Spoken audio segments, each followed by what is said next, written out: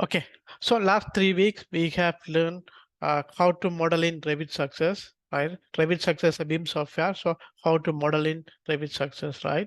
Then we come to the Tekla Structural Designer software. This is a finite element analysis and design software. So we learn how to model the RC building and how to carry out the analysis and design. So I believe you are familiar how to model the RC building and do the analysis and design the RC elements, right? So you familiar how to calculate the rebar for each element, right? So as I said last week, this week I am going to discuss about how to initial how to carry out the initial member sizing. Okay, the final member sizing we can confirm only after carry out the structural analysis. Before going to the structural analysis, we want to know how much is the minimum member sizes or nominal member sizes, right? Without knowing the member sizes, you're gonna go and do the analysis, right? So you suppose you need some initial member sizes. So today let's learn how we can do the initial member sizes. Actually, I want to teach you.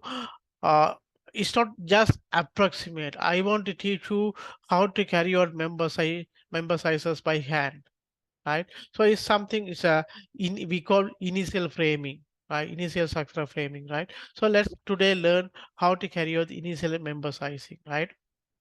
Okay, so last week I have spoken with Shakharan. So he said he is going to give assignment to all of you, right? So what we did is we have come out with a 4 assignment, right? 4 different layout, basically 4 different layouts, right? So this is a one layout I call assignment one, right? So this is assignment two. Anyway, this will be circulated in the group later on. Right, the assignment two, assignment three, assignment four, right? So basically, different is right. In assignment one, right, grid lines x direction and y direction is different. So that's why I make it x and y. Is okay. Value of x and y will be given by Saharan later on, right? But basically, assignment one and assignment two, rectangular grid lines, right? X direction, y direction grid line spacing are different, right? So I have given the column location and wall locations, right? So your objective, your scope is first you do the member sizing, right? Later on, you have to model in Revit, then export to Tekla Structural Designer, carry out the analysis and design, right? Then import to the Revit structures, right? Last week we discussed right how to export and import a Revit structure and prepare the construction drawing. Okay, how to prepare construction drawing later I am going to explain to you, right? So your scope is do the modeling and prepare the construction drawing, right? End of the day you have to submit the design report as well as construction drawing in part of the assignment, right? Okay, so assignment 1 and 2 is a rectangular grid lines. Assignment 3 and 4 is a square grid lines, right? So in the square grid lines, if you prefer, you can go with a flat slab, or if you don't want, you can go with a beam slab system. Because I don't want to restrict you, so you can select your own preferred structural system. But I want the quite reasonable member sizes. I don't want a very big member sizes, or I don't want under design very small member size. You have to provide the reasonable member sizes and carry out the modeling and design. Okay, so if you go with a square grid line, if you go with the beam slab system to do the proper member sizes and design, right? So this is one assignment 4, right? Okay, number of story, I want minimum 4, at least four-story building.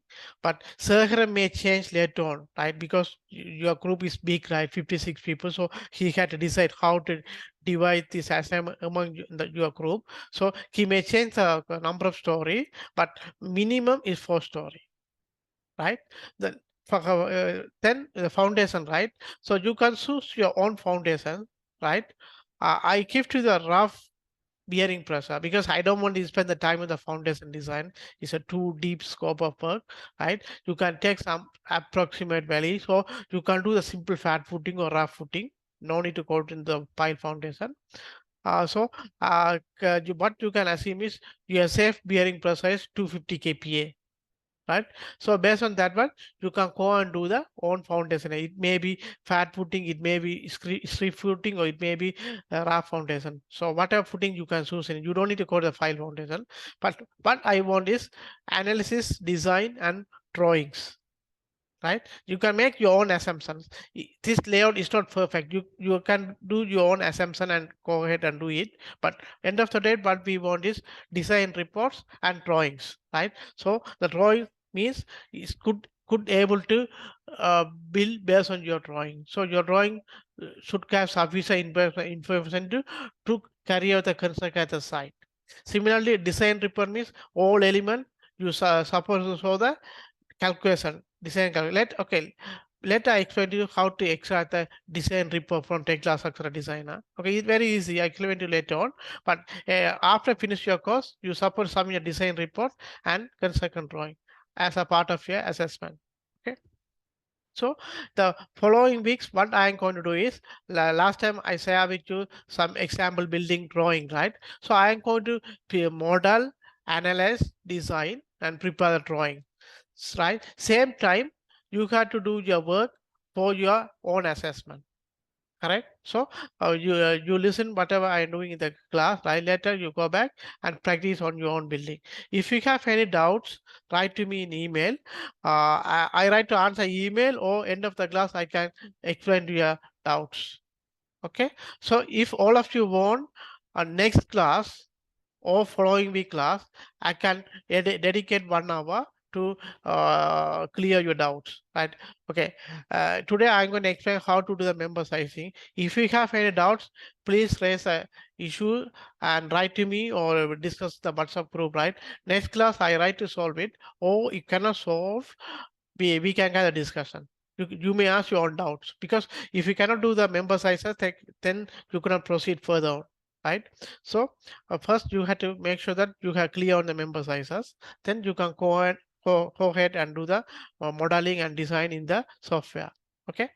So my whole class I am going to do the assignment based on this building, right? This is my building layouts, right? So all my exercise going to be based on this layouts, right? So your layout also quite similar, right? Actually simpler than this one.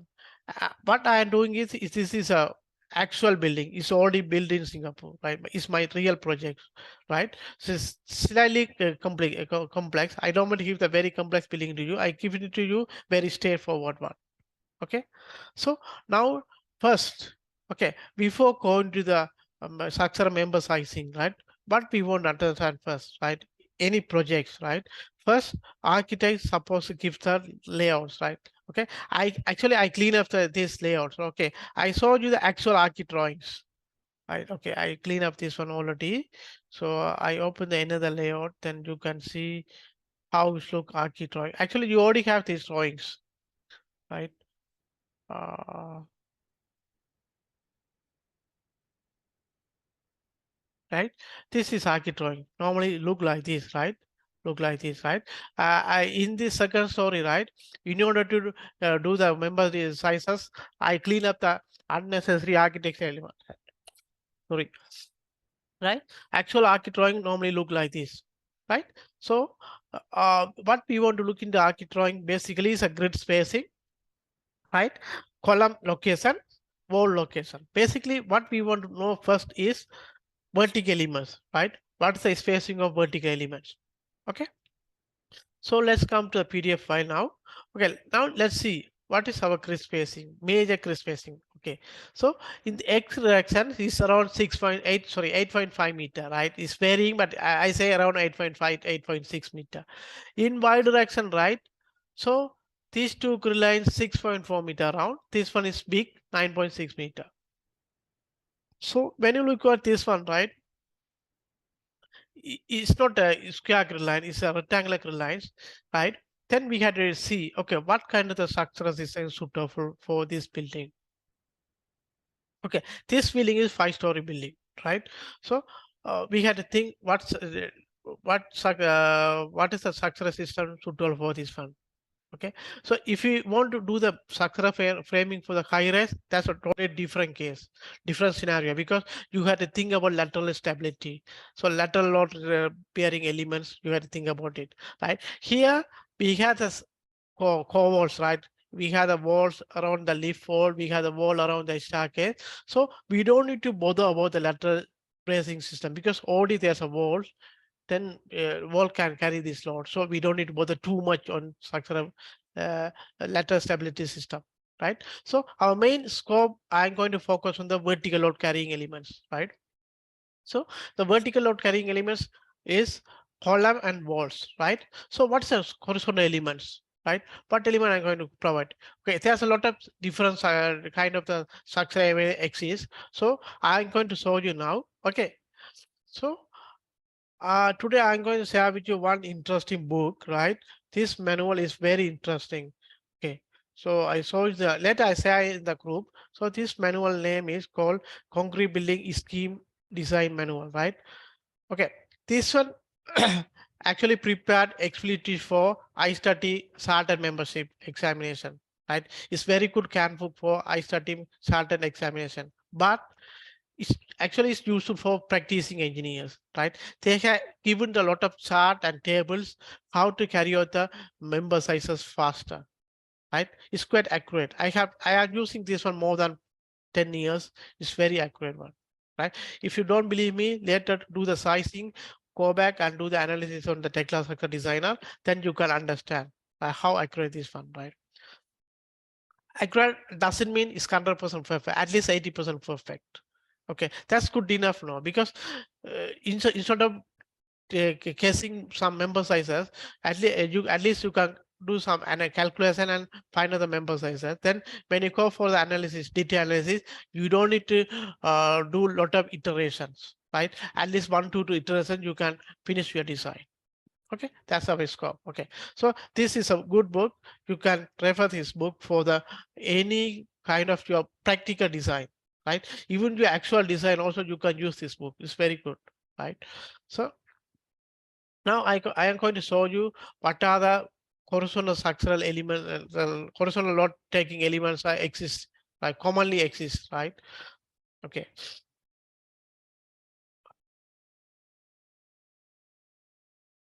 Okay. So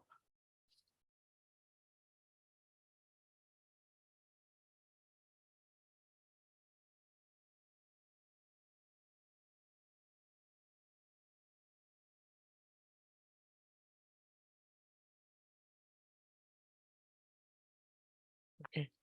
Okay. So horizontal elements. Okay. See here, one way spanning slab, two-way spanning slab, right? Flat slab, rib slab, baffle slab, precast flooring system, post tensioning, right? Right. So all these are the horizontal elements, right? You can choose any of these structural system based on your requirements, right? Okay. So if you read through this book, is explain each and everything in detail. Right. Later you go back and refer it. It's very informative. So you based on this one, you can decide what structural system you supposed to provide. Okay, so it can be one way or it can be two ways, depend on you, right? So now let's go our building. Okay, so this one, let's see what is the suitable success. Okay, just guessing, right? Just guessing. Okay, presume. Okay, I brought the beam along here. So, right? Okay, do two direction. I am providing the beam. Let's say I am providing the two direction beam, right? Then it can be a two-way slab, right? Then I can go with the two-way structural system. Or let's say I don't want to provide the two-way structural system. So I want to provide only one-way beam, right? So it's became one-way slab system, right? So let's say I want to provide the one-way beam slab system. Uh, okay. Let's say I want to run the beam this way, presume I'm going to run the beam parallelly here, right? So now it's become a one-way beam slab. So I don't want to run the beam in horizontal direction. So I want to run only vertical direction. So now it's become a one-way beam slab system, right? Because slab supposed to span here to here, right? So it's become a one-way beam slab system. Understand? Right? Or if you have the square grid lines, right, then you may think about the flat slab system, right? You don't need the beams, right? You have to put the slab with the rope panel, right? This is what we learned last week, right? Last week we discussed the flat slab in the tech class structural designer, right? So you can go ahead with the flat slab system, right? Okay, there's another slab system we call rib slab. Okay, rib slab means, okay, this is kind of the slab, right? Series of rib to provide close spacing, maybe 300 spacing or 600 spacing, series of small beam. I can say small beams, right? So rib slab also one-way slab, but there's a series of rib, right? Then it's called as a rib slab. Baffle slab, okay, it is kind of the rib, but the rib is two direction or not one direction, two direction. Then it's called as a baffle slab. You know the buffalo, right? You eat buffalo, right? So it's look like buffalo, so it called as a buffalo slab, right? Precast and post tension something advanced. I don't want to cover here, right? So you don't need to consider precast or post tension. So you guys stick with the cast institute structural system. Okay. So, okay. Now in this building, right, I am going to use one-way slab system, one-way beam slab system. Okay. So one beam is this way.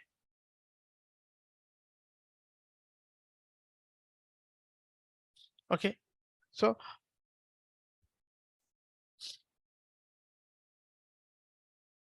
okay. So my slab is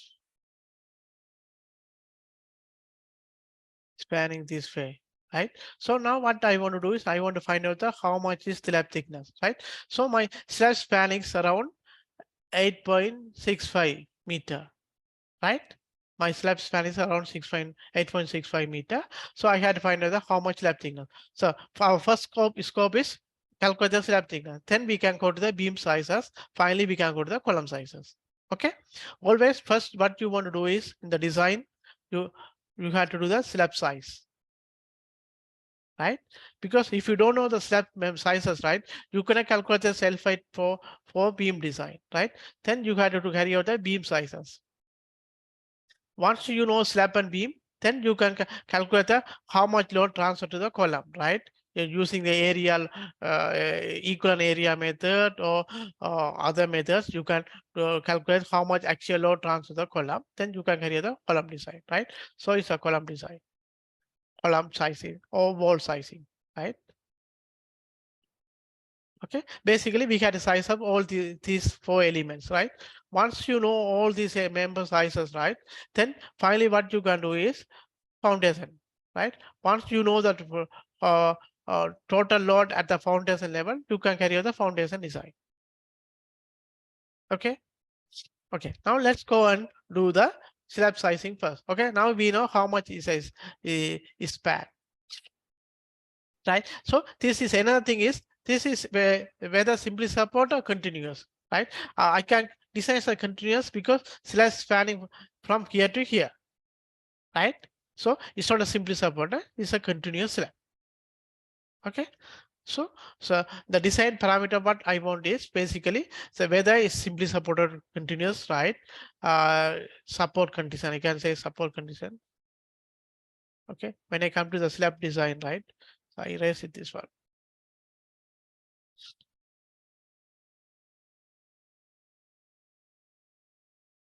I erase it this one.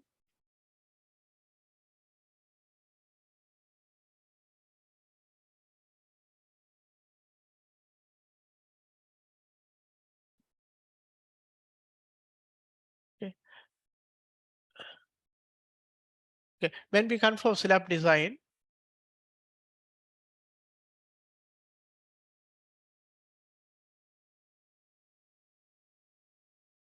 what we want is a span. What's the span of the slab? Second is support condition.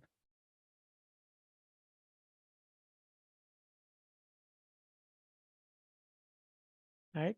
So whether it's a simply supported continuous or is a cantilever, right? Then Okay, is least important, but I discussed material, concrete grade, right? So I say FCU, FCK, whatever. Concrete grade. It's not least important. Actually, it's important for the column design. For beam design or setup design, is least important. Okay. Okay. The fourth one is the importance of loading. How much is a flow loading we want to consider for the design? So when it comes for loading, right, we have to consider STL, superimposed live load, and live load, right?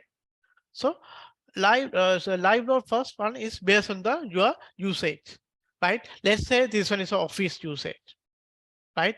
For office usage, I can say 2.5 kp or 3 kp. You can go back and refer easy one, right? So based on the easy one, right?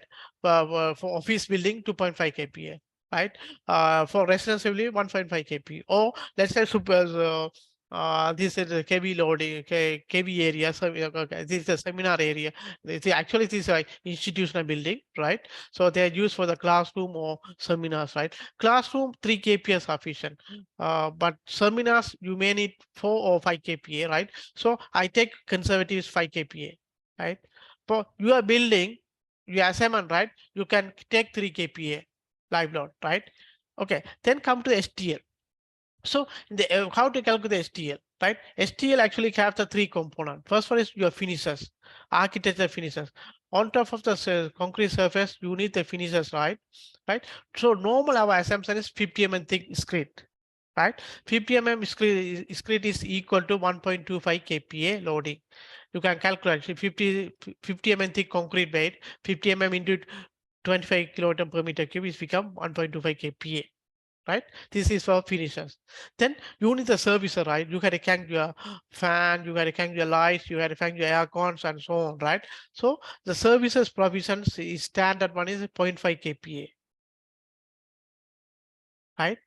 So generally 1.75 kPa is sufficient, but right, but for office building or institutional building, right? You need the architecture partition walls. You see inside, I don't see any walls, right? But let's go and see actual architect drawings. You can see a lot of walls here, right? You see here, these walls are the partition walls, right? It's lightweight partition wall, but it's still weight, right? So if you refer EC1, is recommend to allow at least 1 kPa as a loading for the finishers.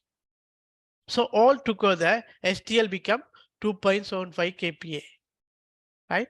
For any office building or institutional building, you can take STL as a 2.75 kPa. Live load as a 5 kPa. Well, live load is depend on the usage, right? For office building, you can use 3 kPa. For you as a assignment, right? You can take STL as a 2.75 and live load as a 3 kPa. Okay. Okay. So now let's move on to the member size, slab member size. Okay.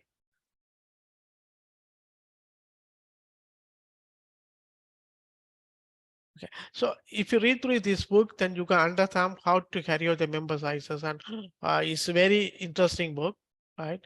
So okay. So I just going through only the member sizing, right? So they have provided this kind of the chart. Or later I show you some tables. Okay. First we learn this chart, right? So now you have 3 charts. Normally they provide the 3 chart. It's based on the live load. Imposed load means live load. Okay. Actually, Eurocode they use a imposed load terminology, but I am familiar live load because BS code from BS code we use live load, so we familiar with live load. We don't much use this terminology. But anyway, actual terminology based on the Eurocode is imposed load. So imposed load, right, 2.5 kPa. So if your building is 3 kPa, right, in between, so you can use either this one or this one, right? So it doesn't matter. It's case, right? Let's say 2.5 kPa, you want 3 kPa. So let's say your beam span is 8.5 kPa, right? So you gotta go see and see. Say this chart gives you 275 mm thick. Then you go with the 300 mm. It's just engineering case. So you don't need to do the detailed analysis. See, so it's an engineering case, right? So how to read this chart? So there's a many curve, right? So let's see one by one. So if you come below, right? So different type of the slab, they have a different curve, right? My one is one-way slab, right? So I choose one-way slab. So imposed load is 5 kPa, right? So my span is around 8.5. So let's see. So if I draw the vertical line, is it? Oh, sorry.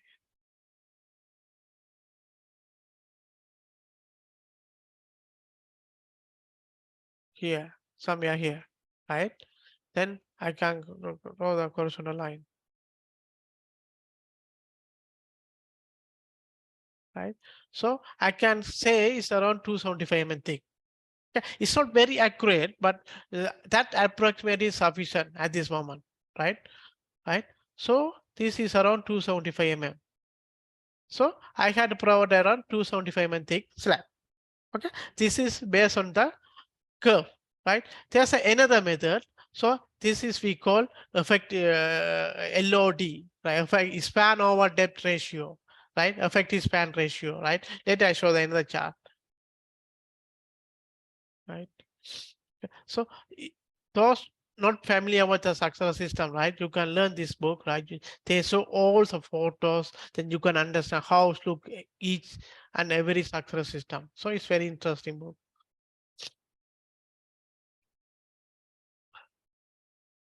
Actually, this book has given all the fundamental information about structural engineering, especially buildings.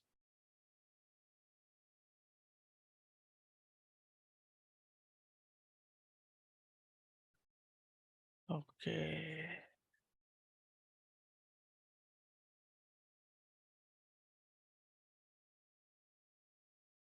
Okay. One base lab. Okay. So you see the one base lab, right? You had to, first, okay, before use any chart, right? You have to understand the condition of the chart. Under which condition I can use this chart, right? That's important. So this one range 4 meter to 10 meters. So my one is 8.6 meters. So I can use this chart, right? So see, this one is a span over depth ratio. Okay, so this one also they provide based on the impossible. If you want, you can actually you can interpolate between these. If you want very accurate, you can interpolate it, no issue, right? So now you see my one is 5 kPa loading, right? So look at this one, this row. Sorry, look at this row, right? So single span L over D, right? Span over depth means L over D. I call L over D, right? Equally how much? Single span single span 25, multi span 30, cantilever 9. My one is 9 multi span, right? I have many span, right? More than one, right? So I can say it's multi span. So it's 30, right? So how much is D? L over 30. Say L how much? 8650 divided by 30. So how much is one? Let's calculate.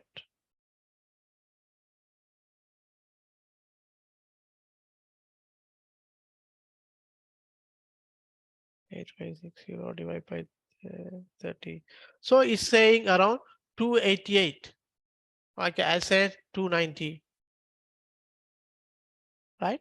290. So there's no much different. 275 and 290 is not a big difference, right? It's less than 10% difference, right? So it's acceptable. So you can use either 275 or you can use either 300. So it's within that range, right? So it shouldn't be an issue. So what I'm going to use is 275, right?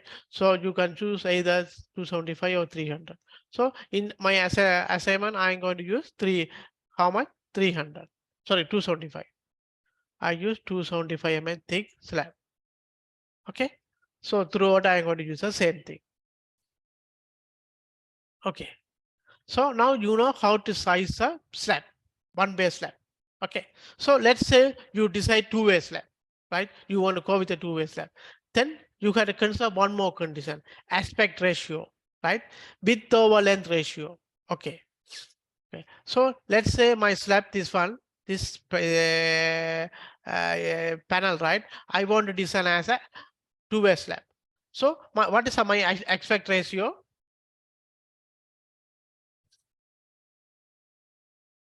Okay, aspect ratio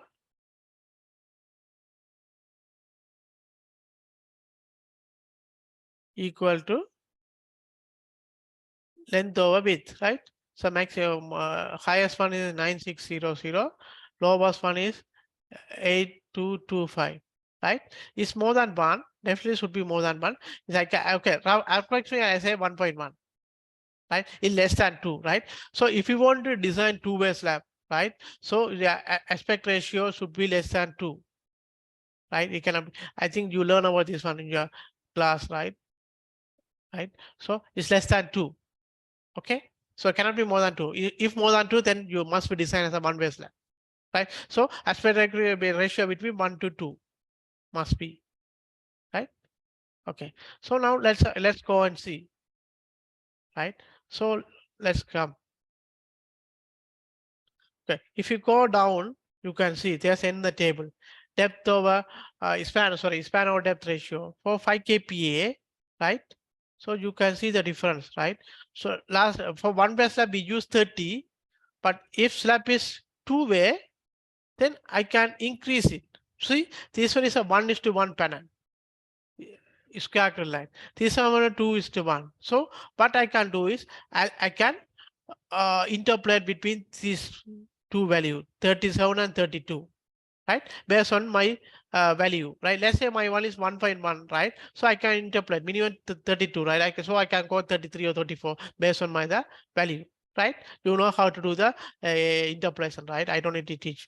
So this one you can. So you see the difference, right? So one-way slab 30. This one you can go more than 32, right? So two-way slab actually you can reduce the thickness, right? If you do the two-way slab, you can reduce the thickness, right? So disadvantage is you had to run the slab, you had to run the beam in both directions. So it's additional works and additional form work. So it's when you take this kind of decision, right? It's not easy actually, right? Okay, for your exercise you can take your own decision, but when you come to the practice, right, it's not an easy decision, right? There's a lot of engineering judgment and experience is required, whether you want to go with a one-way or two-way or flat slab, right? So normally when you go for design, right, there's a senior engineers, so they have experience, so they decide, right, what is a system is efficient for particular layouts, right? All layout cannot fit for the particular layout, right? The particular layouts we can fit only certain success systems. So we have to decide based on all these criteria, right? Right. But actually what you want to know is, as a fresh engineers, you should know how to do the design. Let's say one way or two way, this decision may be taken by the senior engineers, but you should know how to do the one-way slab design, how to do the two-way slab design, how to do the flat slab design, right? This you should know. Okay. So now if you know the one way or two way, you know how to do the member sizes, right? Very easy, right? Right, it's very simple chart, right? Later I do some can calculation also, but this now you know how to calculate the member sizes using the chart. These are standard charts, better use this one, right? Okay, so in case you have a flat slab, if you decide to go with a flat slab, there's another table for the flat slab, right? Flat slab, right? Always remember flat slab cannot be one span, right? At least three span. Okay, so there's a condition. You can see somewhere they write down at least 3 span, right? So here you see how much for 5 kPa loading is 26. For flat slab, our slab thickness should be more than our one-way slab thickness. It's logical, right? Because there are no beams, so we have to increase the slab thickness, right? There's an additional condition when we come for the flat slab. BC, right? Okay. CS stress. We had to control the CS stress. We had to limit our CS stress. So because otherwise you cannot satisfy your function here. So you had to limit your CS stress to 1.6 times BC, right? You got to limit to 1.65 BC, right? This is a criteria you got to limit it, right? You see here, I told you, right? 3 by 3, at least 3 by 3. Otherwise, you can use this chart. Okay, before you could use any chart or table, right? Better read the conditions. Under which condition this the chart can be used. Okay. Okay. So now you know how to do the member sizing for slabs, right? Okay.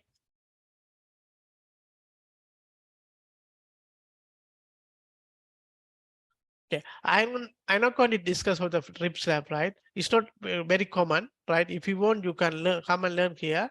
So, but okay, I'm not going to cover rib slab or waffle slab. So if you are willing to learn, then you can come and learn here. Okay. Okay. So now you know how to calculate the slab, right? Member sizes, right? So I go another way. Okay. So another way of calculation, right? Okay. I unusual. Oh.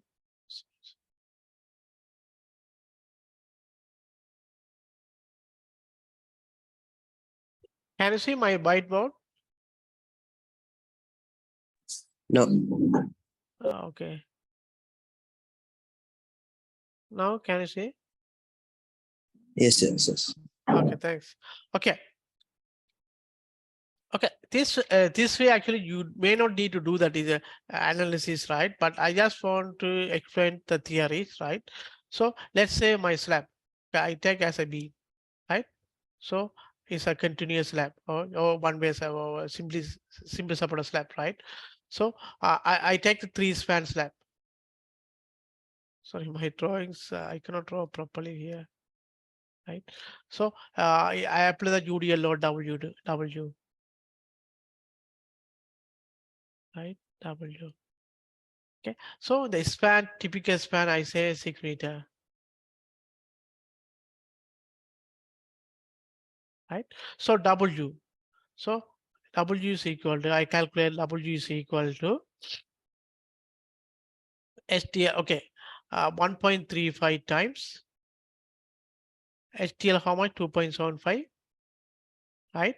Plus dead load, okay, dead load, okay. Now we had used some rule of thumb, right? So single span, okay, for multi span, right? How much that V1D? L over 300, right? So, sorry, 30, not 300. So 6,000 divided by 30. So it's become 200. So I use 200 thick slab. Okay. So 200 thick slab is 5 kPa. Okay. How to calculate 200 5 kPa? Our dead weight is 25 kilogram per meter cube into 0.2 equal to 5. Okay. Plus this is a dead load. Live load is 1.5 factor, right? This is all a Eurocode factor. So 1.5 into 5. So all together, how much?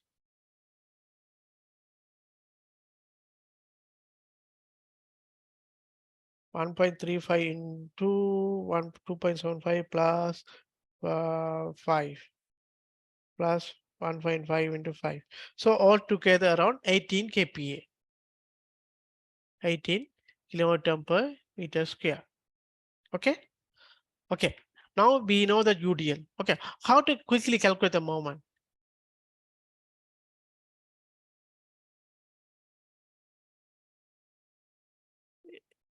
If you know the if you know the value, right? Sorry, if you know the loading, right? How to calculate the moment? Okay. So I believe all of you familiar this one, right? The bending moment diagram, how bending moment like a diagram look, right, for this kind of the beam, right? So bending moment diagram going to look like this, right? Right. So these are the cocking moment area, and this is a second moment area. Okay. So basically, second moment is higher here. Cocking moment higher is a first span, right? So this one I call MS M secking. This one I call MH M cocking, right? So anyway, the we can calculate MS and MH separately, but I just calculate the maximum moment first, right? So the quick rule of thumb is this value, right, is WL square by 10, right? What's the maximum bending moment in the simply supporter? WL square by 8, right? So it's a WL square by 10, right? So 18 into L means 6 meters, 6 square by 10. Okay.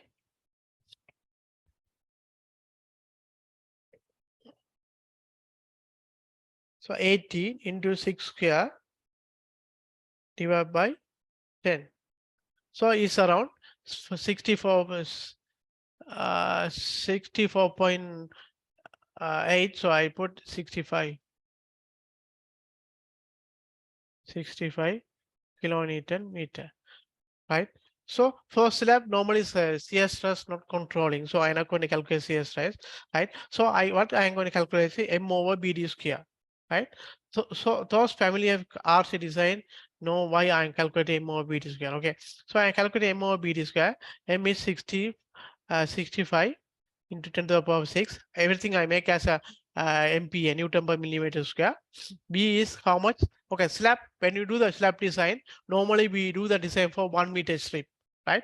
With this 1 meter. D means, right, effective depth, right? So let's say my slab cross section is like this, right? So my rebar are here, right? So this is a depth, right? So this depth is how to calculate this D, right? Our actual D2 200 minus away cover minus away this rebar diameter by 2. So let's say my rebar is maximum I go 12, right? So 6, right? So how much is 164, right? So my effective depth is 164 square, right? So I can calculate how much my MOBD square.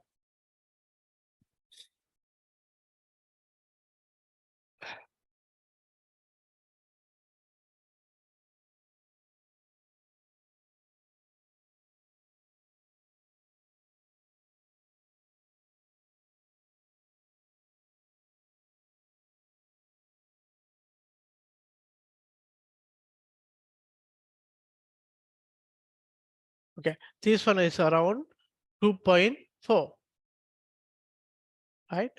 2.4, right? For 2, I can say for 2, right? If you know this one, okay, now you can calculate your rebar, right?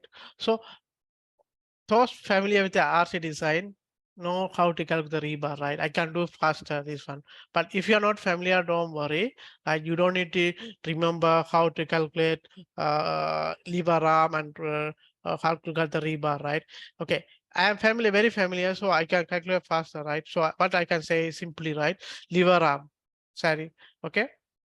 This one is 0.5 plus square root. It's big equation, but if you are familiar, if you are practicing, this one is very fast and you can write down faster. 134, right? So the K means, right, K is equal to M over BD square FCK, right? So if you calculate this one, then you can calculate how much is the lever arm.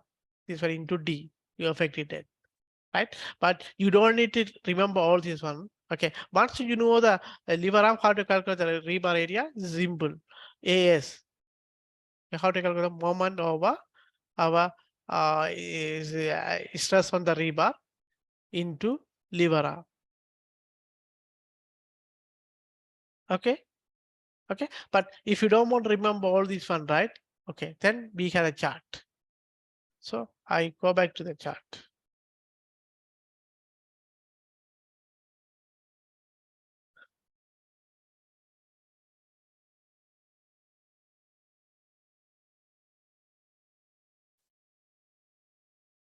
So this book, right? The last page, you can see the chart.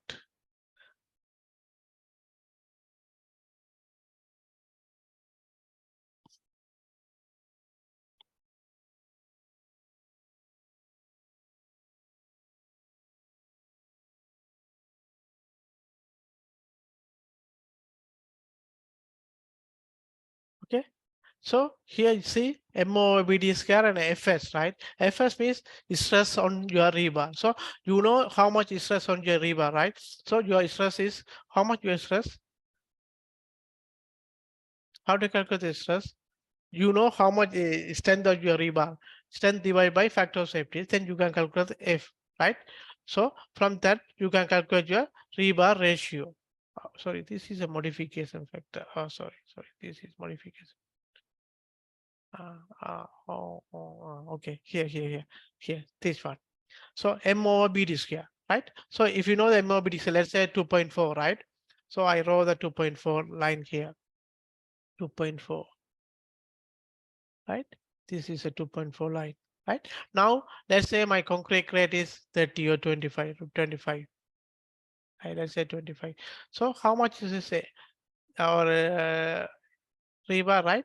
Rebar is 100 AOS over BD equal to 0.7, right? 100 AS over BD equal to 0.7. So from here, you can calculate your rebar, how much your AS required, right? So, okay, we quickly calculate this one.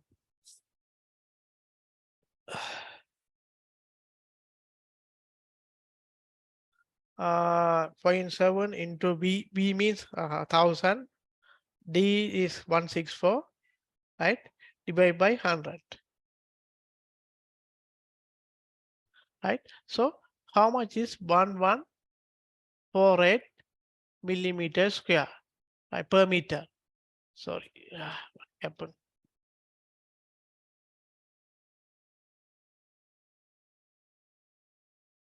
Okay, per meter. Okay, so this means how much rebar you were supposed to provide is around H12 rebar at the 100 spacing. Okay, if you go back and calculate, is around H12 rebar at the 100 spacing. H12 rebar at 100 spacing is around there, right?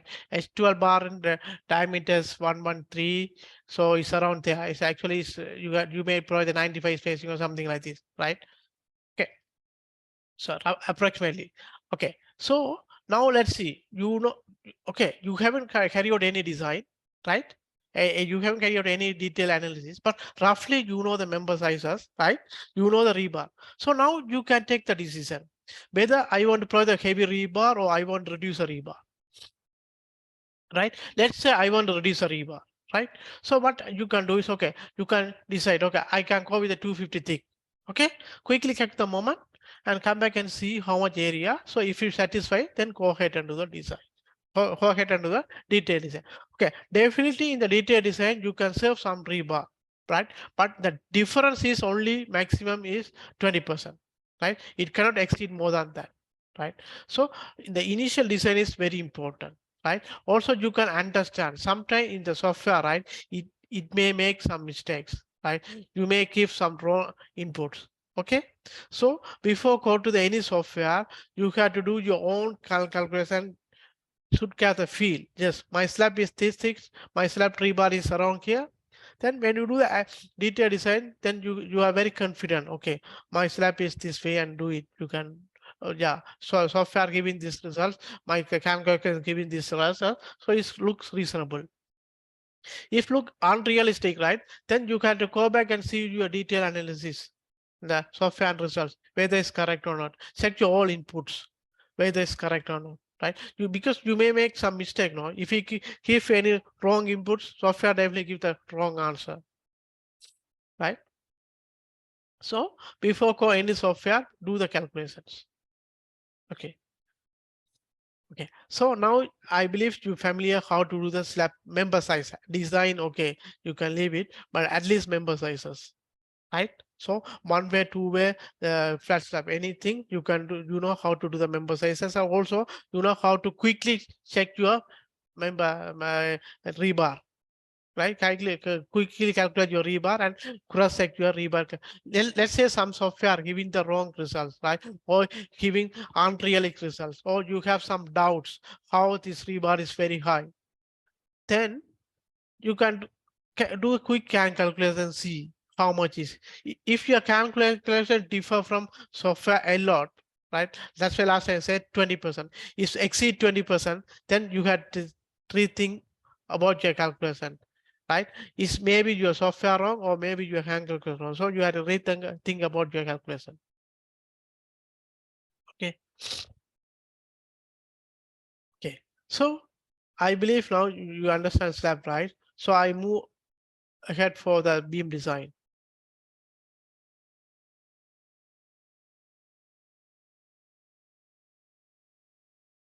So I quickly delete all this one, then we can go with the beam.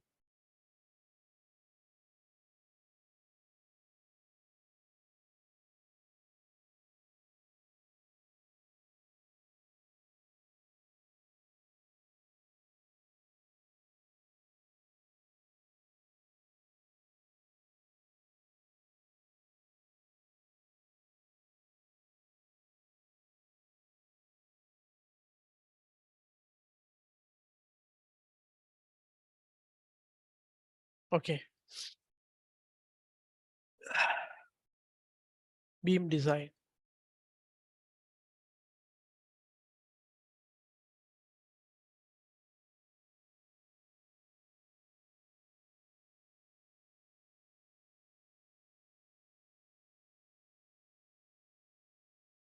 Okay, as I said earlier, first what you want to know is slab thickness. Once you know the slab thickness, then you can calculate how much is a area load, right? I can say slab design load, right? So last time I already calculate how much slab design load, right? How much? 18 kPa. That's why I calculate on the whiteboard, right? 18 kPa, right? So third one, what I want is tributary area. What is a tributary area? Area I call tributary length, right? When you go for B column, I call area. Here's actually tributary length, right? This I come later on. So then we need a span. Okay, others are like a slab, right? Material strength actually is not very important, right? FCK. Okay. Also, like slab is a span time, whether simply support or continuous span time. Okay. So, okay, what's the tributary length? Tributary length is a how much load a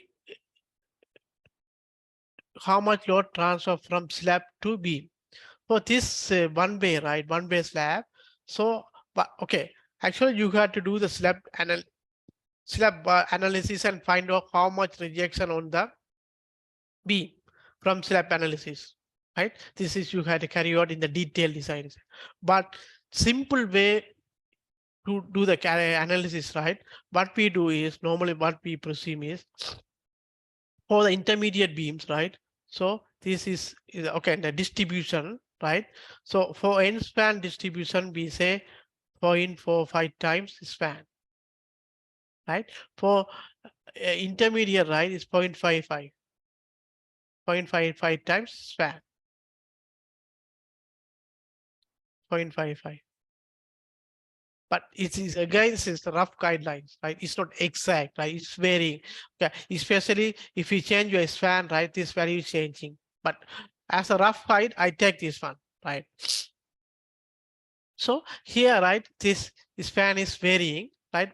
I'm not going to consider that one. So I take a big one and calculate the area, how much, the length, how much length, because I know the load, right? Is KPA, I know it. So if I know the length, so I can calculate the uniform load, how much uniform on the beam, right? So my one is how much? 8.65 into 5.55. So tributary length equal to 8560, sorry, 8650 into 0.55.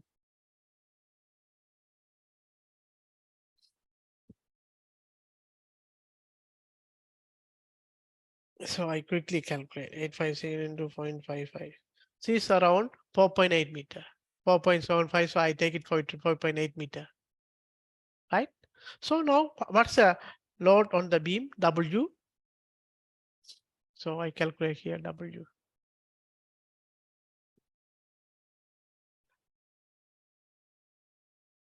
Okay, if you cannot follow up this one, never mind.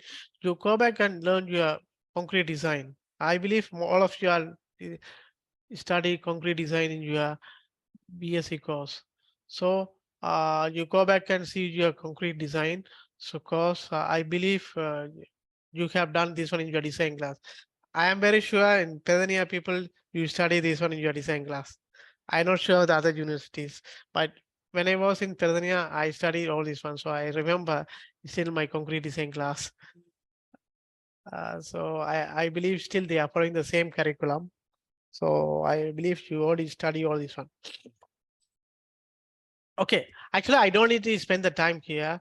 I can say, okay, you can go and do the Tekla Success Designer. But what I want is you have to understand what is happening in Tekla Success. Because if Tekla gives some wrong answer, right, then you don't know how to verify it. So that's why I like to explain all these theoretical methods, right? So you know how to verify after do the detailed analysis.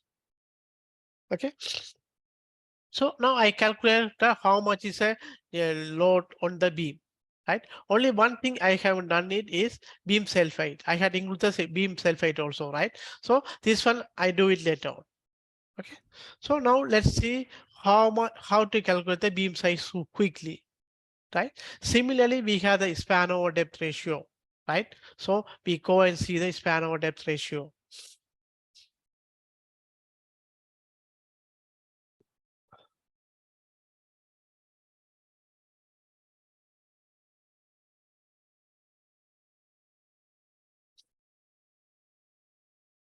Okay, for beams, right?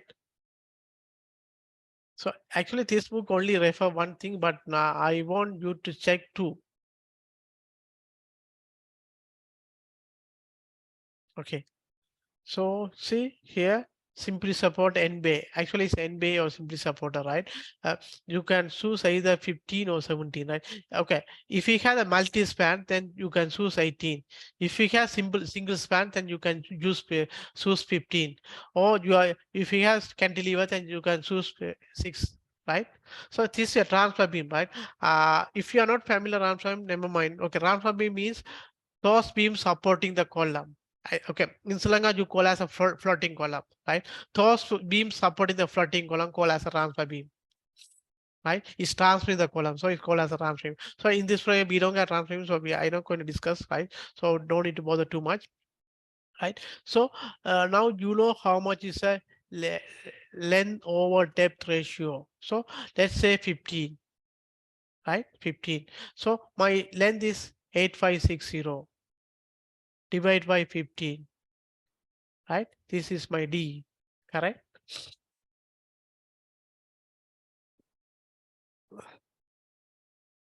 So 8650 divided by 15. So it is around 575. So I take D is equal to 600. Then how to calculate the V, right?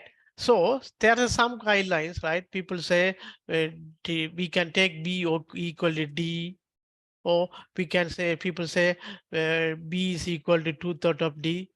So there's a many guidelines, or 2 times D or some, but you don't need to rely on this one. What you can do is actually you can calculate your own shear stress and control the shear stress. Okay, how much is the shear strength of the concrete, right? For normal grade 40 concrete, shear strength is 5 MPa, right? So, but we cannot go under the limit, right? For normal beams, I mean typical beams, right? So we don't go more than 2. Shear stress, we don't go more than 2 MPa, 2 kilonewton per millimeter square. Transfer beams, then you may go 3, 4. But typical beam, normally we don't exceed this value, right? You can even limit to 1.5. Right? So if you put this scenario, then you know how to do the member size. Okay, I go back to the assignment because I have the load there. So I quickly take this load, right? So I don't bother. I don't bother with the my beam dead weight. So based on this load, I quickly calculate how much my shear stress. So I quickly calculate rough shear stress how much. Shear stress means how much? This is a UDL, right? 86.4, right? So even you can take it 90 because you just put some provision for the beam self height into what's the length? What's the length? This span, right? 9.6, 6.4 average, right? So 10, 16, 8, right? So you can apply some factor 1.1. I come later on by 1.2, sorry, 1.2. I come this one later on.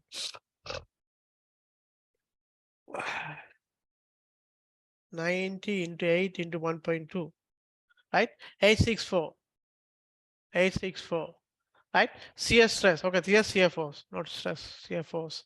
Shear stress means force over width into 1000 within the depth, right? Okay, you supposed to provide effective depth here. Roughly, I assume effective depth and actual depth is same. It's not much different, right? It's all a rough estimation, right? Shear stress I am going to limit to 2 MPa. So my width approximately is 864 into 1000 divided by 600 divided by 2. So 720. 720. So I make it how much my beam size is 750 by 600. Okay. Okay. Now let's quickly calculate how much is self height, right? Self height, W self, right? 0.75 into 0.6 into 25.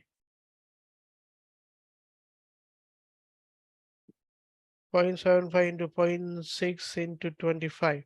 11.25. So 86.4 plus 11.25. Sorry. 97.69. So I make W as a roughly 100. I take as 100 for easy calculation. 100 kilonewton per meter. Okay. I take this value.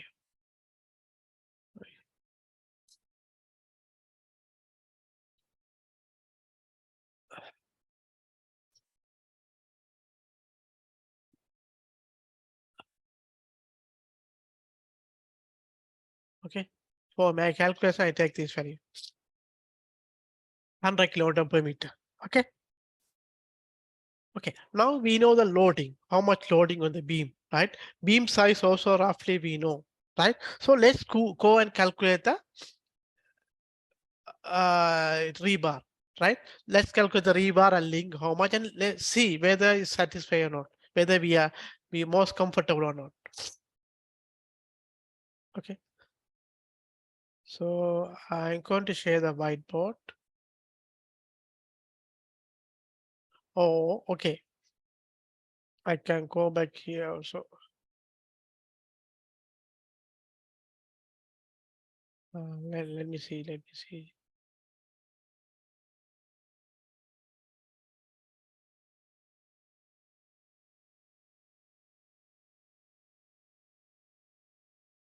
Hmm.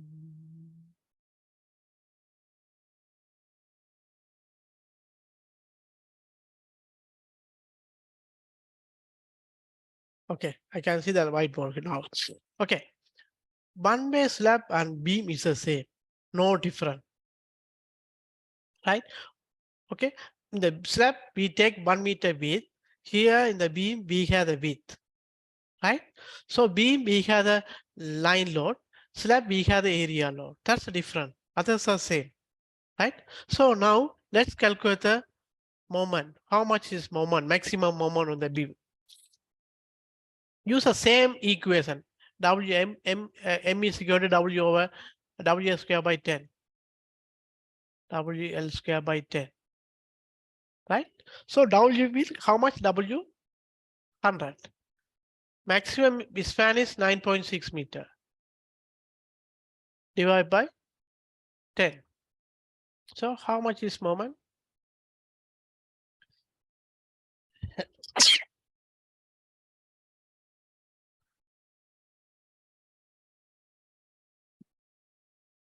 Hundred into 9.6 square divided by 10 is 921. So I put 922, right? So quickly I calculate how much is MOBD square. I put here MOBD square. MOBD square, how much? So 922 divided by B 750, D 600, right? So I make it 650, 660. Okay, 922 divided by 750 divided by 560.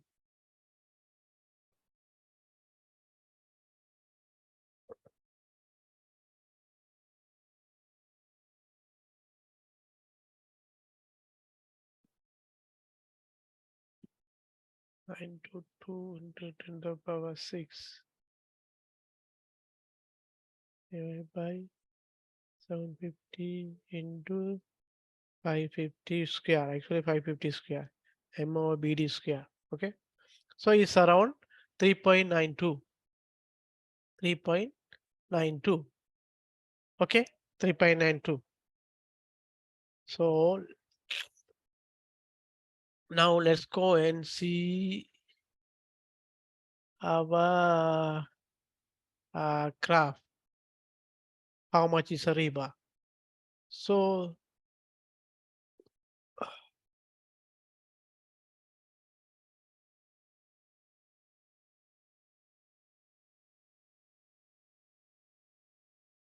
okay, this graph. Okay, I simply take 3 point not 3.94, right? 4, right? So okay, concrete grade, let's say 30, right? So I take this value. So it's how much is our rebar? It's around 1.25%. So we had to decide 1.25% rebar we are satisfied or not. Okay, how much is 1.25 rebar percentage? So we calculate the rebar. So 100 AS over BD equal to 1.25, right? So AS equal to how much?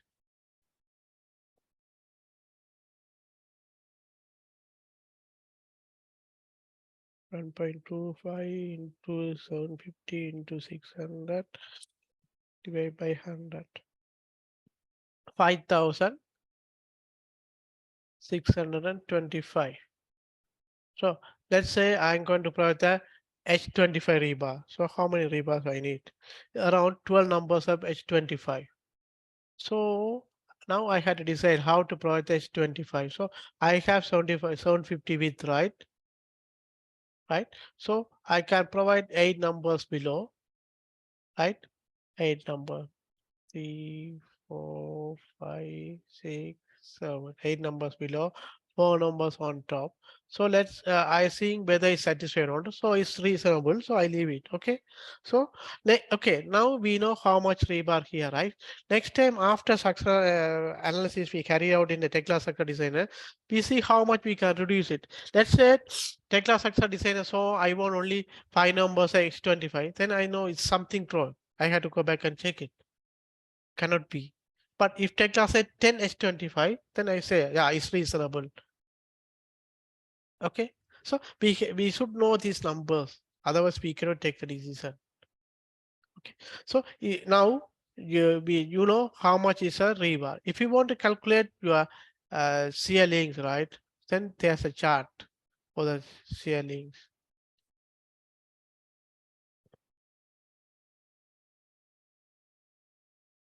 Oh, no, we don't have this chart. Okay, this chart only for concrete shear, whether you want a shear rebar or not, shearing or not. Anyway, in the beam, you need the minimum shearing. So here they don't have the chart, sorry. Okay, then you have to go and do the manual. But if you limit to 2 MPa, then you don't need to bother. It's reasonable. Okay. So, okay, let's say if you want the column design, you can use this chart, right? Okay, this week I come later on, right? So now I believe all of you understand at least how to do the member sizes for slab and beam. right? So even you don't want to do the detailed rebar calculation, verify, right? At least you should know how to calculate the member size based on the span over depth ratio and tables, right? So if you know this method, then you don't need to worry. Then you can start to do your assessment, right? Your assignment, you can start to do it. And let's say this one 9 meter and this one 6 meter, for example, 9 meter, 6 meter. So if you decide to process a one-way beam this way, right? So your slash span is only 6 meter. So 6 meter divided by 30, right? It's a multi-span 30. So your 200 thick slab is sufficient. Am I right? So then you had to go and calculate your beam size, right? Beam size, how much beam size do you want? Okay, easy, right? Okay, so now my assignment, right? Or my own assignment, I write on the member size, but otherwise I forgot next week. Okay, so here my member size, calculated member size is 750 by 600. So I'm going to use this member all area.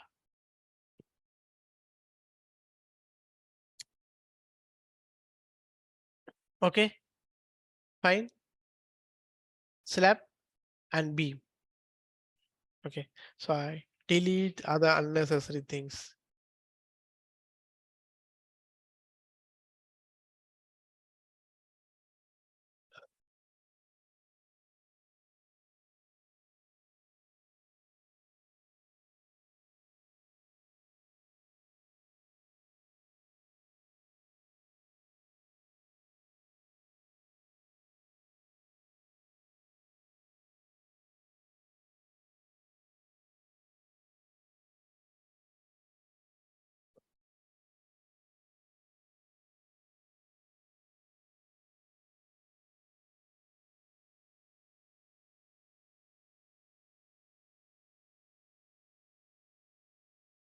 Okay, now let's think about how to calculate the column size.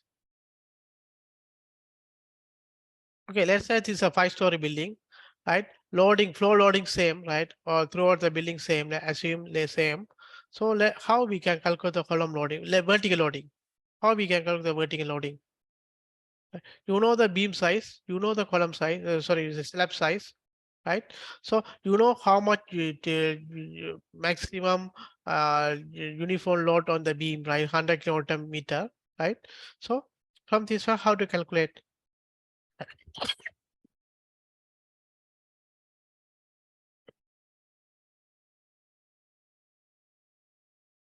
Okay, this one I leave it.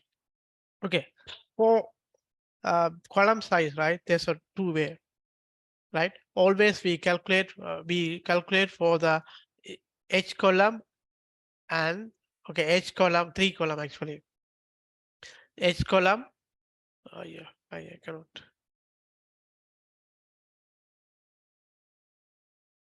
Right? So this one called as the H column.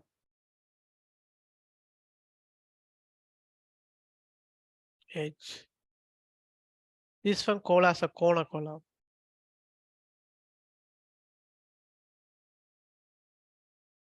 Right? This column called as internal column.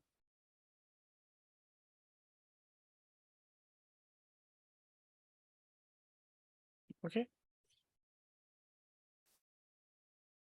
Yeah. When you calculate the column, right, we had to calculate the tributary area, right? So how much is tributary, right? So let me arbitrary row first, then we go and find out how much is the length.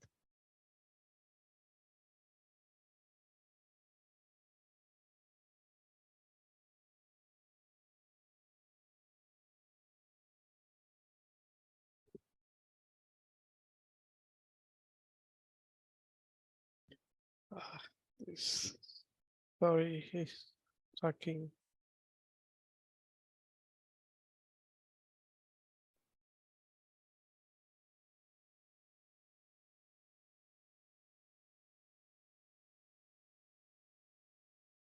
Yeah.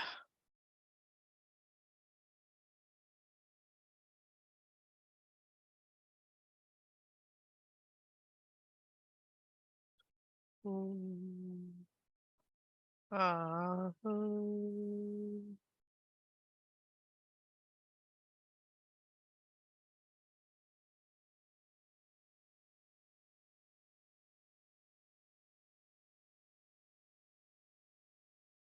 sorry, I lost everything. Anyway, never mind. Ah,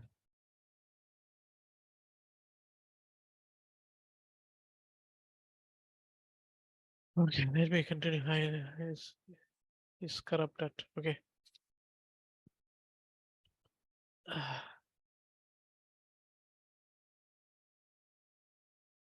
okay, for internal column, right? I wrote the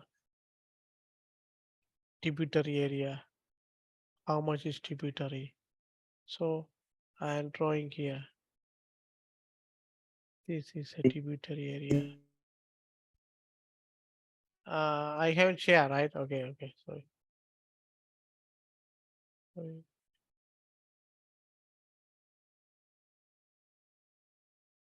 Okay, I think now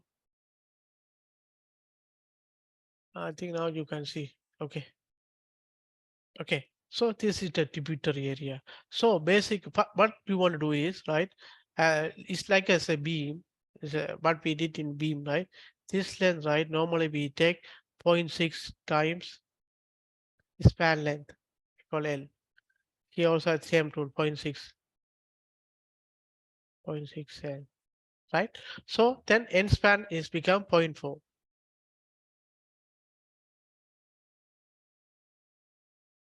Right? This is 0.4 times L. Okay. So based on this one, you can calculate this area, right? How much is a tributary area? This is called as a tributary area, right? This area you can calculate. Okay. So if you know the area, what else we want? We want is a area load. So last time we calculated 18 kPa. This 18 kPa for slab, right? So we haven't add beam. So for beam, you can add yourself, or because we know the how much beam load, right? So beam, WG beam is around how much? 11.25, I think, kilometer per meter. Then you can, after multiply by the area, right? This one you can multiply the length and you can add together, right? Then finally you can calculate how much is a load from the area and beam to the B column, right? So I quickly go and calculate for this particular beam, particular column, right? So area, right? So 0.6, right? Okay, 0.6 into 9.6 meter, right? This fine 6.4 plus I put 0.6, the length 6.4, right?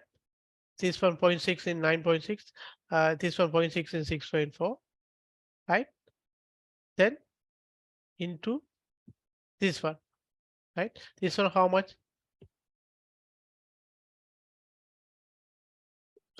Okay, this both are equal, so I can say 1.2 times 8.65. Okay, so I calculate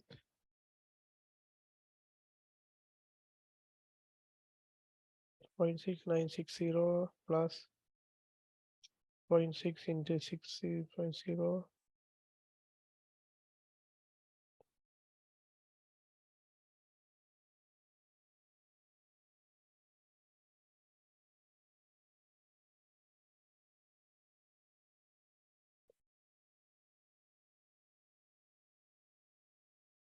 This one around 99.65.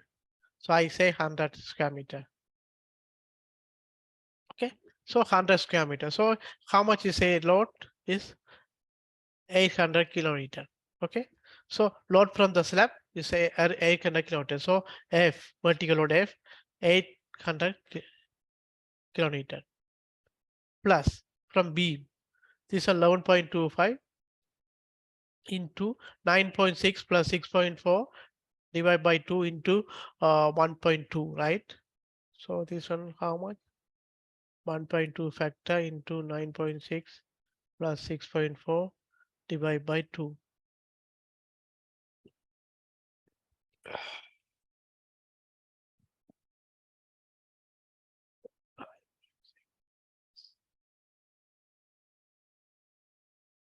See, 108. So 1800 plus 108. So it's 1908. This one from one floor, right? So how many floor we have? Let's say 5 floors, right? So total axial loads at the foundation level I call as a 1908 into 5.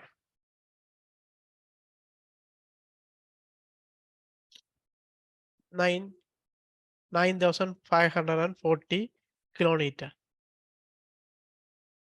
Okay. So now we know the load. Okay. Let's go and see how to calculate the area of the column, right? Cross section area of the column. Okay. Same book. I go same book. Right. So they have a column size also.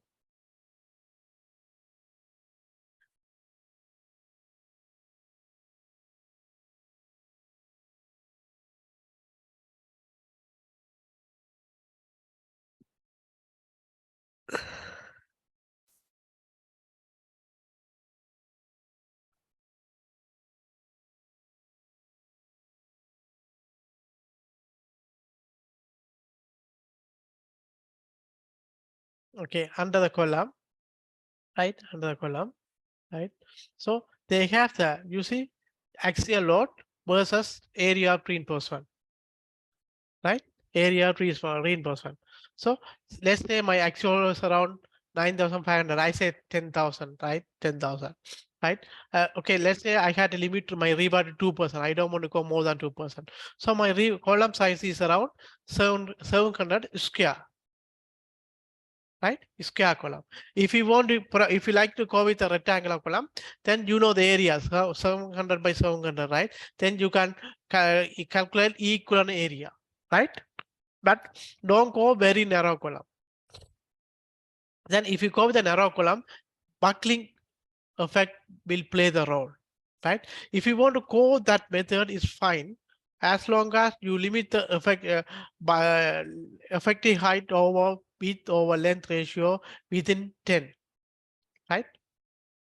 Slenderness, if you manage within 10, then shouldn't be a problem. If more than 10, then you have to do the rigorous analysis and make sure that your size is workable. Sorry. Okay. Okay. I think it's very easy. Only thing is you have to calculate your loads, right? This one for the internal column, right? Similarly, edge column and corner column, you can find out. Now, difference is, okay, internal column, right? We don't have so much moment. Okay, so you can calculate easy. But corner column and edge column, you may have a moment, right? So that's why, right? So they have a limited capacity, right? They have a limited capacity, right? But what I can suggest is, right? The corner column and edge column, you can go with the same size. You don't need to reduce it, right? Generally is workable, right? Then you can decide in the detail analysis time whether it's workable, but most of the time it's workable. You don't need to worry. So once you choose for internal column size, use for the edge and corner column, then it's workable. No need to worry. Okay, so that's all. Column design very straightforward, right? Basically, you got to find out how much is axial force. Then it's fine. You can do it. Okay, then I come to the wall design. I have only another 20 minutes. I quickly do the wall design. So wall design, right? So thickness is based on the clear height, floor to floor height, right? So if your floor to floor height is less than 3.5 meters, you can use 200 mm. Actually, it's less than 4 meters, also you can use 200.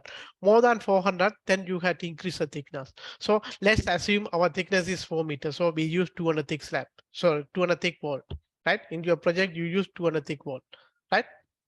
Then let's see how to calculate the length or how to decide our wall length is sufficient or not.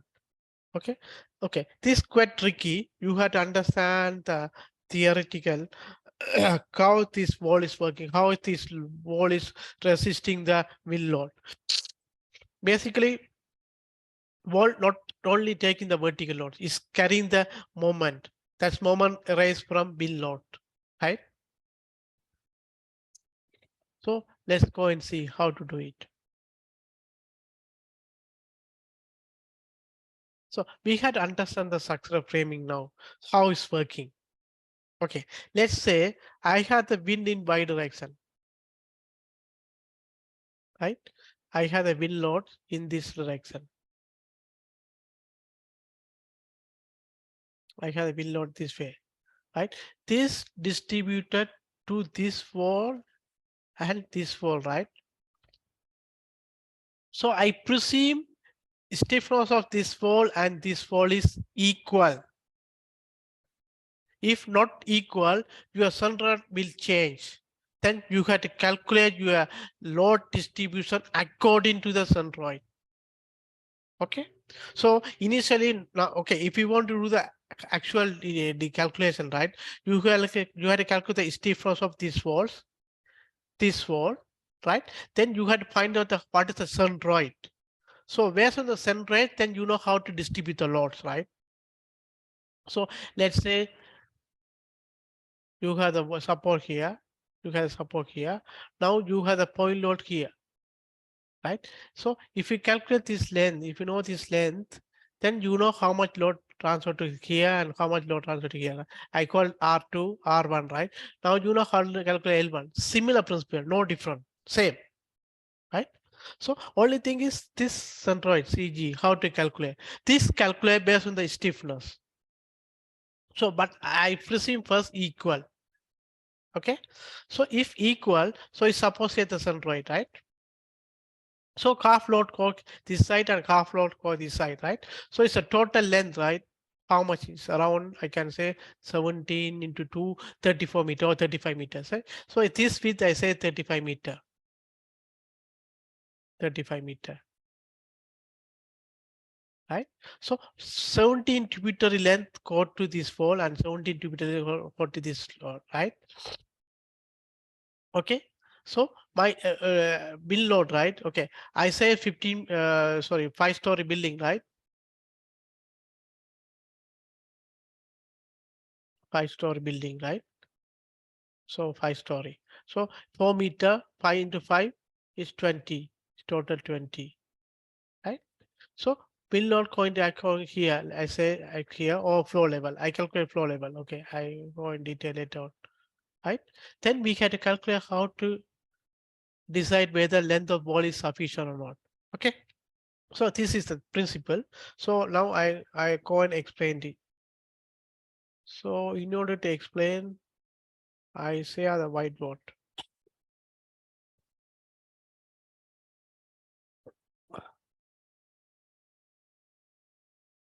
I want the new white. Yeah. Okay.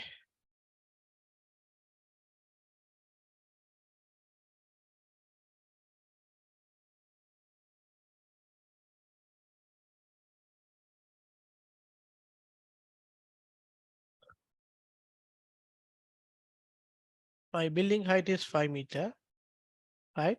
So the wall, right? You had to understand the wall formula, right? Wall we consider as a vertical cantilever because wall is a bracing element. All columns are braced by walls.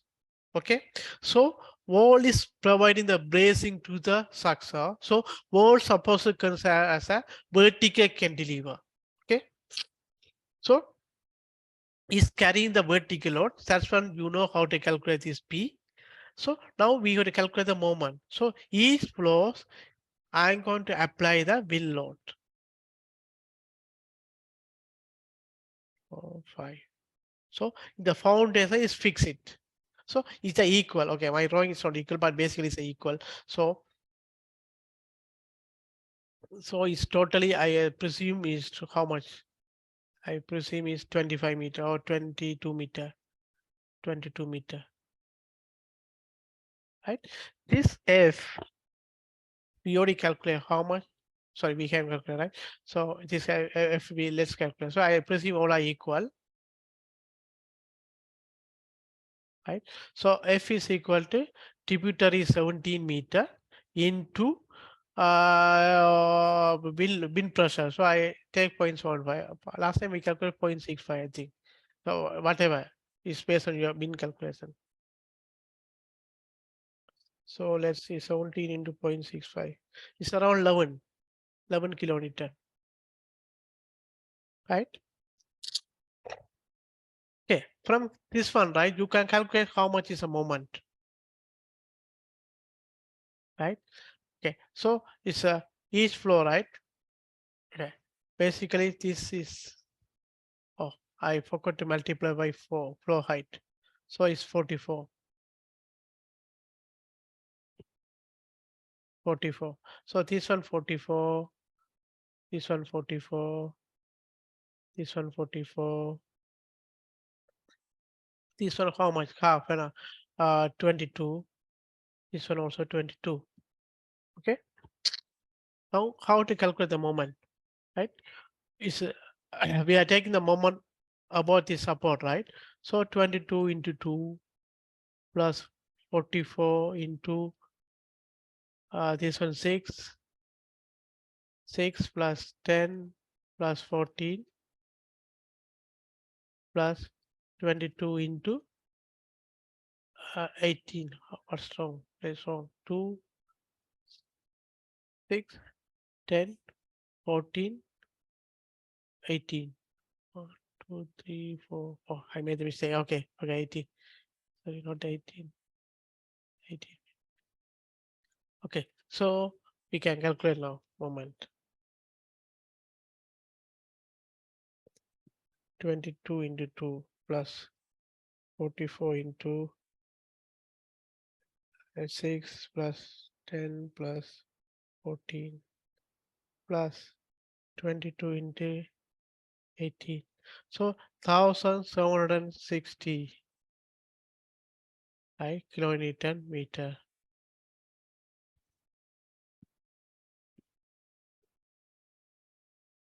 Okay, so this force P, right, you had to calculate P right now.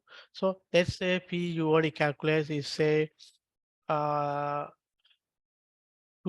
kilonewton, right? You have the moment is 1760 kilonewton. I assume wall length is 2 meter first. Wall length is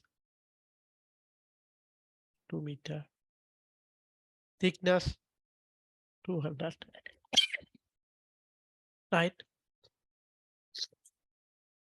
Okay, we can calculate the stress, right? Stress equal to force over area, right? Plus or minus M over Z, right? This one 2000 over 2000 into 200. Everything I make as a MPa plus or minus is 1700. Sorry, 10 to the power 6 divided by Z how much? 1 over 6 into width 200 into depth 2000. Okay.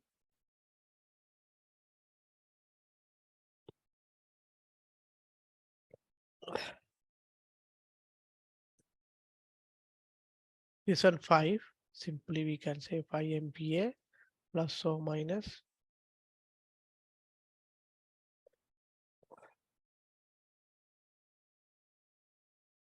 10 to the power 6 divided by 200 into 2000 square into 6. This one 13.2, right? So we have compression stress 18.2 MPa, tensile stress equal to minus 7 how much? 8.3 MPa, right? So this one, if within the concrete stress, we have no issue, right? So if we have grade 40 concrete, right? So if you have a grade 40 concrete, right? FCK 32, FCU 40, 32, right? So our design concrete strength is 0.567 FCK, right? So well, let's calculate 567 into 32. Sorry. So it's around 18.2. It's almost equal, right? So we can leave it because we can provide some rebar to make it work, right? So now is a concern is this one tension stress, right? Whether it's acceptable or not, right? So now let's say this is a tension. So this one supposed to carry taken by rebar, right? Concrete cannot take any tension, right? So we had to provide sufficient rebar to take this one. So we assume our wall length is 2 meters, right? So we cannot provide the rebar until the mid, right? So at least we had to concentrate our rebar somewhere here, right? So I presume 500 only. My rebar is 500 only, right? So how much? Let's calculate how much area of rebar we require, right? This is a stress. Okay.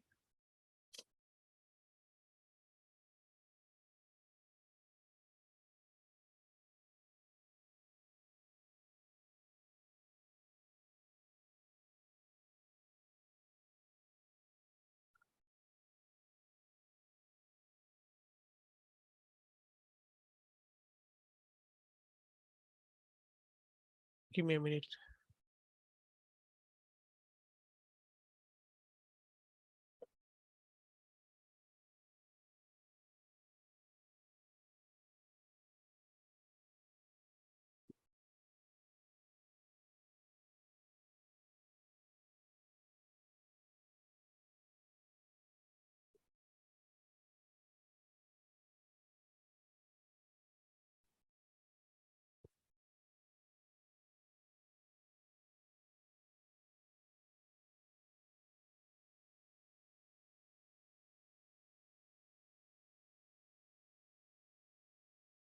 Okay.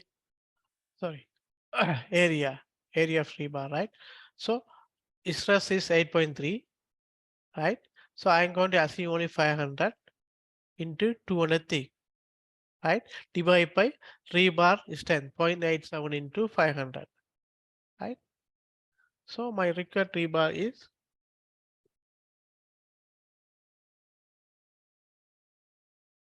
8.3 into 500 into 200 divided by 435.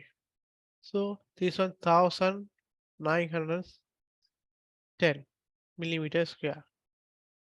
So I had to provide this concentrated rebar within here. Let's say I had a rebar like this. Okay. So I had two surface, right? Two surface, right? So 954. So basically, this is I can say is X16 rebar 201. So I had to provide the five numbers X16. So I had to put the X16 at the 100 spacing. It's very heavy rebar, no? X16 at the 100 spacing. So it's heavy rebar. So if you don't satisfy this one, then we can increase the length of the wall. Okay. So this is a way we can calculate our length of the wall. This is a one wall, right? And just calculating a one wall. So if you have a long wall, then you can distribute it. You can distribute. Let's say our building, if we have a long walls, right? We can distribute it. No issue. We can distribute it, right?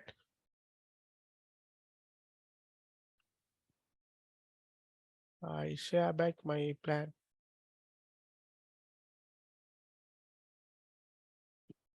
Okay, so here we have one wall here, we have one wall here, we have one wall here, so we can calculate our length. We can distribute our load to these walls, right? All these walls going to share. So when we have more walls, your analysis become complex, then you need the software. But if you have a less wall, then you can do the CAN calculation. Understand? So, but still you can do it. So this long walls you can distribute according to the stiffness, right? We can calculate the stiffness faster, right? According to stiffness, you can distribute it. Once you know the load on the wall, right, then you can do the calculation and verify it, whether your wall size is okay or not.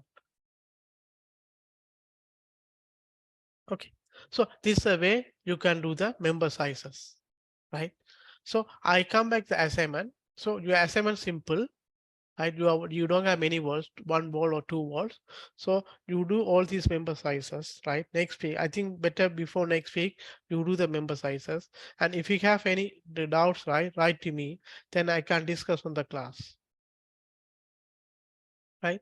So if you don't know, if you don't write to me, I presume all of you understand. So I cannot discuss anymore.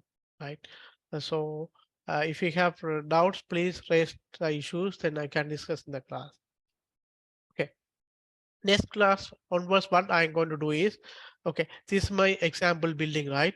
So I'm going to start to model this building in the Revit, right?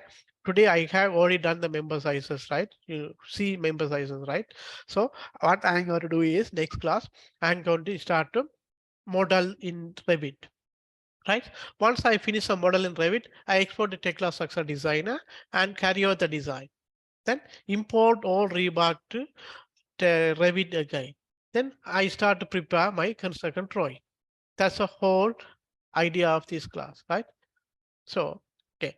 One more announcement. I already told Sekharan, 3 days, actually, I cannot conduct the class. June 8th, June 13, and June 15. Right? You can discuss among yourself and decide whether I want to cover this class earlier 8th of June or after 22nd. Right. So either way, I am okay. If you want to, if you're okay with the 3 days or 4 day weekdays, also I can conduct it. Right. Or holidays, Saturday, Sunday, any other holiday, also I can do it. Right. So better discuss among yourself and let me know. Right? If you're not free, then we can extend our course ending date, right, until 32. My idea is 32 weeks, sorry, 32 hours, right, 8 weeks, right? Then we extend it further. Okay, I think that's all. So if you have any doubts or if you have any question, ask me now.